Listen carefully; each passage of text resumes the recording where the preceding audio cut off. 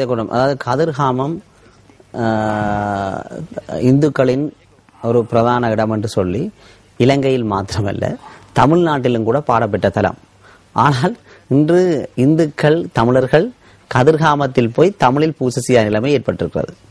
இது கதிர்காமம் ஹம்பாந்தோட்டைக்கு மொனராகலை போன்ற பிரதேசங்களுக்கு அண்மையில் இருக்கின்ற பிரதேசமாக இன்று தமிழர்கள் அங்கிருந்து 78 58 78 77 83 விரட்டி அடிக்கப்பட்டதால் இந்த தமிழர்களின் வீதங்கள் அல்ல. ஆனால் இந்த திருகோணமலை கூட இன்னும் ஒரு 20 வருடங்களிலே சம்பந்தனையா அவர்கள் மௌனமாக இருப்பதன் காரணத்தினால் திருகோணமலை கூட இதே நிலைமையில் தான் இன்று கோணேஸ்வரம் வரக்கூடிய ஒரு நிலைமை இருக்கிறது. இன்று அங்கு வருகின்ற நிலைமைகளை பார்த்தீர்கள் என்றால் இன்னும் ஒரு காலத்திலே உங்களுடைய மகன் கேட்பார், தான் ஏ3 படிக்கிற நேரம் திருகோணமலையிலே திருக்கோணேஸ்வரத்திலே இப்படி ஒரு சிவசிவா என்று எழுதப்பட்டிருந்தது.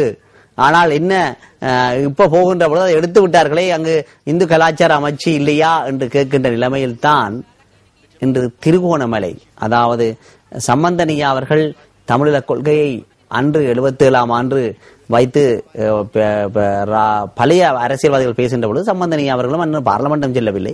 ஆனால் அந்த தமிழ் விடுதலை கூட்டணியின் ஆதரவாளராக இயங்கிக் கொண்டிருந்த காலகட்டத்தில் அவர் அப்பொழுது ஒரு தீவிர அரசியல்வாதி அல்ல, அவர் ஒரு ஆதரவாக செயற்படுகின்ற பொழுது அவரும் தெரியும் தலைநகராக திருகோணமலையை தான் குறிப்பிட்டிருந்தார்கள். ஆனால் இந்த தலைநகரிலே இன்று ராமாயணம் என்பது இந்தியாவிலே தலை சிறந்த காப்பியமாக இருக்கின்ற அந்த ராமாயணத்திலே குறிப்பிடப்பட்ட இந்த சிவன் கோயிலின் நிலையை சற்று போய் பாருங்கள். அதனூடாக உங்களுக்கு தெரியும் நாங்கள் எங்கே செல்கிறோம். வெகு விரைவிலே உங்களுக்கு நாங்கள் காட்ட இருக்கிறோம். 1979ஆம் ஆண்டு எதிர்க்கட்சி தலைவராக இந்த அமுதலிங்கம் அவர்கள் ஒரு கடிதம் எழுதியிருக்கிறார் அப்பொழுது இந்த ஜனாதிபதி அவர்களுக்கு. 79ஆம் ஆண்டு சப்போஸ் மாஸ்டர்ஸ் போட்டிருக்கிறீங்க 149 பேர், அதுல 4 பேர் தான் தமிழன்.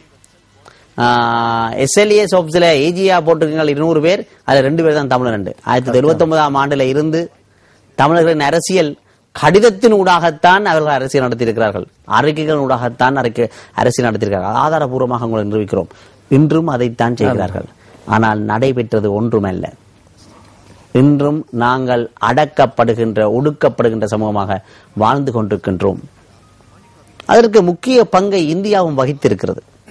இன்று விடுதலை புலிகளின் ஆயுத போராட்டம் மேலோங்கி இருக்கின்ற பொழுது அதை நசுக்க வேண்டும், அதை ஒடுக்க வேண்டும் என்பதனிலே தற்பொழுது வருகின்ற நாராயணன் அவர்கள், சிவசங்க மேனன் அவர்கள் பாரிய பங்கினை இலங்கை அரசுடன் தோளோடு தோள் என்று நடத்தினார்கள் என்பதனை யுத்தத்தின் ஈற்றிலே அரசு வெளியிட்ட புத்தகத்திலும் கோட்டா விக்டரி என்ற புத்தகத்திலும் அரசு கோட்டா வோ என்றதிலும் வெளியிடப்பட்டிருக்கிறது. எனவே இதனூடாக தமிழர்களை, தமிழ் பேசும் மக்களை தாங்கள் தான் காப்பாற்ற வேண்டுமே ஒழிய வேற எந்த நாடும் வந்து காப்பாற்றாது என்பது உறுதியாக இல்லை. அவர் நல்ல செய்தி சொன்னாரு, எல்லாரும் இப்படி எல்லாம் பேசுறோம், ஏன் அரசியல்வாதி அப்படி செய்யல, தமிழ் மக்கள் என்ன செஞ்சாங்க, தமிழ் மக்கள் முஸ்லிம் மக்கள் என்ன செஞ்சாங்க என்ற ஒரு பிரச்சனை, நல்ல ஒரு பிரச்சனை கேட்டார். உண்மைதான்.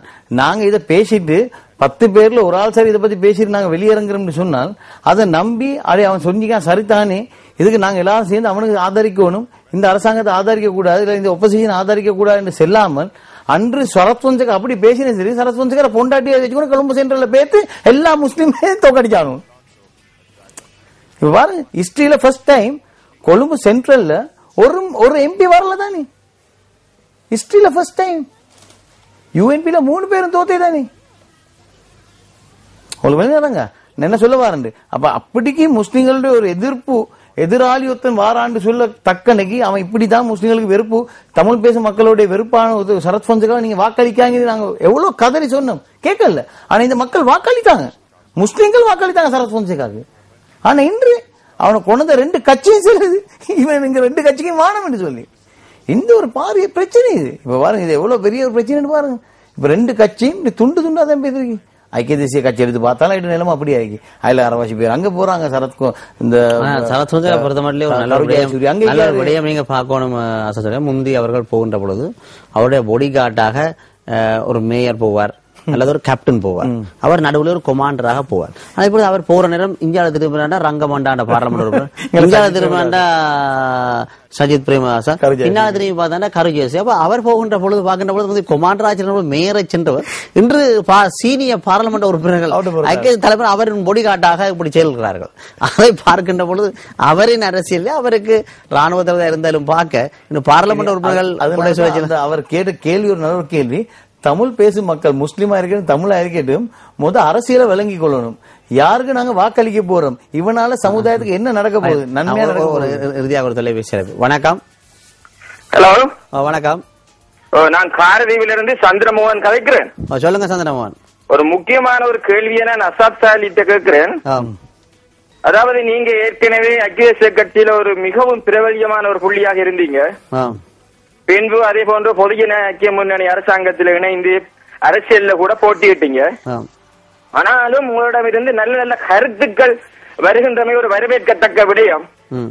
தற்போது இந்த கிழக்கு மாகாண சபையின் தேர்தலில் முஸ்லிம் காங்கிரசும் தமிழ் தேசிய கூட்டமைப்பும் ஒன்றிணைய வேண்டும் என்கின்ற ஒரு நல்ல செயலை கூட நல்ல ஒரு கூட்டை கூட நீங்கள் கூறியிருக்கிறீர்கள். ஆனால் இன்று எங்களுக்கு ஒரு சிறிய சந்தேகம் வந்திருக்கின்றது. என்னவென்றால், நீங்கள் மீண்டும் பச்சை உடுப்பு உடுத்து வந்திருக்கிறீர்களே இந்த மின்னல் நிகழ்ச்சியில், அதன் காரணம் என்ன? உங்களது உள்நோக்கம் என்ன? இலட்சியம் என்ன? பாத்தீங்கன்னா சரம் வந்து நீளமா இருக்கு, சரம் நீளமா இருக்கு, சேட்டு பச்சையா இருக்கு.